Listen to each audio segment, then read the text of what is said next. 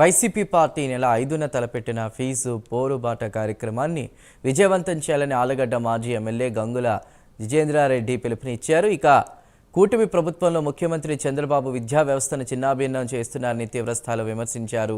విద్యా దీవెన, వసతి దీవెన పథకాలు ఊసేలేదని విమర్శించారు. వసతి దీవెన, విద్యా దీవెన అందని విద్యార్థులు ఈ నెల 5న జిల్లా కలెక్టర్ కార్యాలయం వద్దకు పెద్ద ఎత్తున తరలి రావాలని పిలుపునిచ్చారు. అలాగే రాష్ట్రంలో కొత్తగా నిర్మించినటువంటి 12 ప్రభుత్వ మెడికల్ కళాశాలను ప్రైవేటు కాలేజీలుగా మార్చి తన వారికి కట్టపట్టేందుకు కుట్ర చేస్తున్నారని ఆరోపించారు.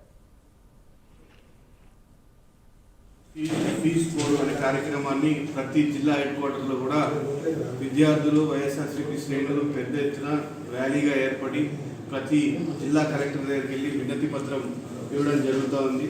ఇదంతా కూడా కేవలం ఎందుకంటే ఈరోజు విద్యార్థులకు చెల్లించాల్సిన ఫీజు రియంబర్స్మెంట్ కానీ, విద్యా దీవెన కానీ, వసతి దీవెన కానీ ఈ ప్రభుత్వం ఏర్పాటైనప్పుడు నుంచి 3 ఇన్స్టాల్మెంట్లు కూడా ఇస్తే ఒక్కటి కూడా ఇచ్చిన పాపన కూడా దాదాపు 2800 కోట్లు విద్యా దీవెన, 1100 కోట్లు వసతి దీవెన అంటే హాస్టల్ ఫీజులు కానీ, వాళ్ళ బెస్ట్ బిల్స్ కానీ ఇప్పటికీ చెల్లించకుండా కట్టుకోలేని పిల్లలు ఈరోజు కాలేజీకి వెళ్ళే పరిస్థితి లేకుండా పేద విద్యార్థులు జీవితంతో చంద్రబాబు నాయుడు చెలగాట మాడుతూ ఉన్నారు.